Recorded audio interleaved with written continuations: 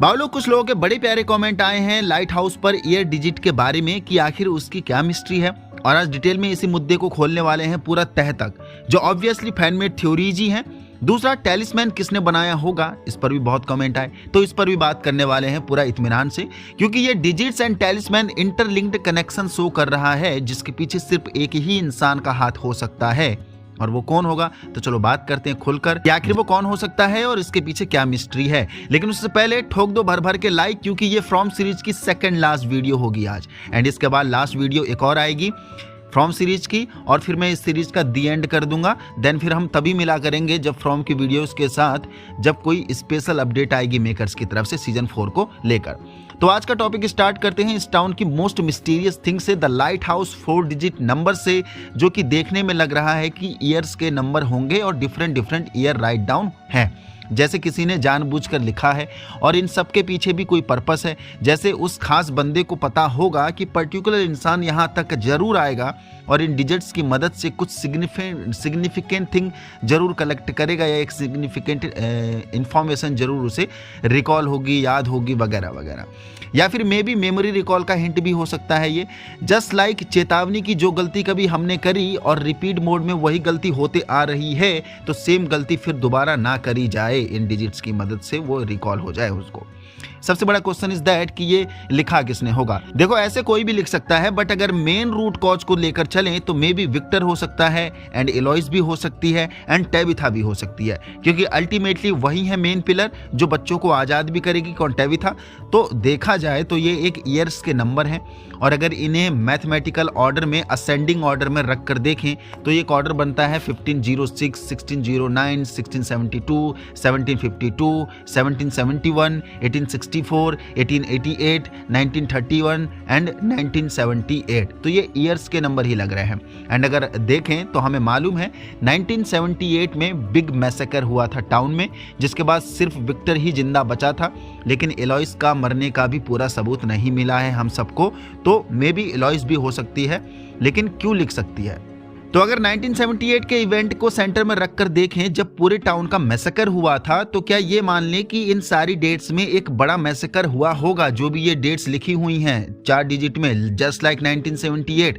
जब भी last stage पर ये पहुंचे होंगे तब सुप्रीम पावर इन्हें रोक देता होगा, जस्ट लाइक 1978, और एक गेम की तरह फिर से नई साइकिल स्टार्ट हो जाती होगी, क्योंकि 1978 के बाद कोई नहीं बचा था सिर्फ विक्टर के अलावा। और यहाँ एलोइस को भी मान लेते हैं कि वो भी जिंदा ही होगी, क्योंकि क्लियर हिंट जा रहा है कि वो जिंदा होगी, तो इन दोनों के अलावा कोई जिंदा नहीं बचा था। और यहाँ सुपर एंटिटी ने 1978 के बाद फिर एक नई साइकिल स्टार्ट कर दी, जहाँ सारे लोग फिर से धीरे धीरे वापस आ गए। और अगर आपने नोटिस किया होगा तो इन ईयर्स के बीच में रेगुलर गैप भी नहीं है, सभी के बीच में रैंडम गैप है, जिसमें सबसे बड़ा गैप है 1506 एंड 1609 के बीच में पूरे 103 साल का गैप है, जो कि यही बताता है कि 1506 में यहाँ इस टाउन को कर्स लगा होगा और चिल्ड्रन को सेक्रीफाइस इसी साल किया गया होगा। देन उसके बाद जितने भी लोग थे वो सब मॉन्स्टर बन गए और बच्चों की सोल को कैद कर दिया गया होगा इसी साल, यानी 1506 में। एंड टेबिथा एंड जिम को मार दिया गया होगा। देन ये साइकिल जस्ट स्टार्ट हुई होगी और 1609 में फर्स्ट अटेम्प्ट हुआ होगा, यानी पहला बैच आया होगा जेड, टेबिथा एंड बाकी के लोगों का, इन बच्चों को आजाद करने के लिए एंड इस टाउन के कर्स को खत्म करने के लिए, जो ये साइकिल बार बार रिपीट मोड में चल ही रही है। क्योंकि अगर देखें तो होता है फर्स्ट टाइम में चीजों को समझने के लिए टाइम लगता है, दैट्स वाई कि पूरे 103 साल लगे होंगे यहाँ की चीजों को समझने के लिए, और फर्स्ट टाइम में बहुत ज्यादा टाइम लगा होगा, जस्ट लाइक वीडियो गेम्स। उसके बाद जो भी गैप हैं ईयर डिजिट के बीच में वो कम ही हैं, लाइक 61 साल का गैप है, 80 साल का गैप है, 19 साल का गैप है जो बहुत कम था, फिर 93 साल का गैप है, उसके बाद 24 साल का गैप है, फिर 43 साल का गैप है, एंड लास्ट गैप है 47 साल का, जो 1978 में अटेम्प्ट हुआ था, लास्ट अटेम्प्ट। तो अभी तक जो भी थ्योरी हमने बनाई, अगर सब कुछ ऐसा ही है तो बड़ा सवाल यही है कि ये सब लिखा किसने होगा, और जिसने भी लिखा है उसे इस जगह के बारे में सब कुछ पता है, टेबिथा एंड जेड से भी ज़्यादा पता है, और मेरा शक सिर्फ एलोइस पर ही जा रहा है कि उसी ने ये सब लिखा होगा। तो सवाल अब ये आता है कि उसे कैसे पता ये सब। नो डाउट मिरांडा ने ही उसे ये सब कुछ बताया होगा जस्ट मरने से पहले, उस दिन फार अवे बॉटल ट्री पर जाने से पहले, क्योंकि मैंने ये बात पिछली वीडियो में भी कही थी, लड़कों के मुकाबले लड़कियां सीक्रेटली काम करने में ज़्यादा माहिर होती हैं, और लड़कियों में लड़कों के मुकाबले डिसिप्लिन क्वालिटी भी अच्छी खासी होती है। जो मिरांडा ने एनालाइज किया होगा कि विक्टर और इलोइस में इलोइस ही ज़्यादा डिसिप्लिन तरीके से रह सकती है और लंबे टाइम तक सर्वाइव कर सकती है, और इलोइस को ये सब बताया होगा एंड ये भी कहा होगा कि मैं जब तक वापस नहीं आ जाती तुम्हें छुप के रहना पड़ेगा एक बेटर डिसिप्लिन ऑर्डर में। और मिरांडा ने ये भी बताया होगा कि हर बार मैं मर जाती हूँ, लास्ट में आके ही सब चीज़ें सारा कुछ खराब हो जाता है, यानी पूरा प्लान खराब हो जाता है। तो इस बार भी मैं मर गई तो यस, सुपर एंटिटी मुझे नए जन्म के साथ दोबारा इस टाउन में ले आएगा, जो एक नई साइकिल स्टार्ट हो जाएगी। और जब मैं यहाँ आऊँगी दोबारा से तो तुम्हें मुझे हिंट छोड़ने होंगे ताकि मुझे जल्दी रिकॉल हो जाए ये सारी चीज़ें। तो ये लाइट हाउस में ये सारी डिजिट का लिखा होना ये एक हिंट के रूप में हो सकता है, जो जरूर इलोइस टेबिथा को रिकॉल कराना चाह रही होगी, या उससे ये रिकॉल कराना चाह रही होगी कि हाँ मैंने इलोइस को छोड़ रखा है, जो कि जाकर मुझे उससे मिलना पड़ेगा, तभी जाके मुझे आगे की चीज़ें और भी डिटेल के साथ अच्छे से पता लग पाएंगी एक्चुअली चीज़ों को ख़त्म करने के लिए, रूट कॉज तक पहुंचने के लिए। और हमने पिछली वीडियो में डिस्कस किया था इलोइस के ऊपर डिटेल में कि कैसे वो सरवाइव कर रही होगी यहाँ रह के, यानी वो ओल्ड सेटलमेंट प्लेस पर।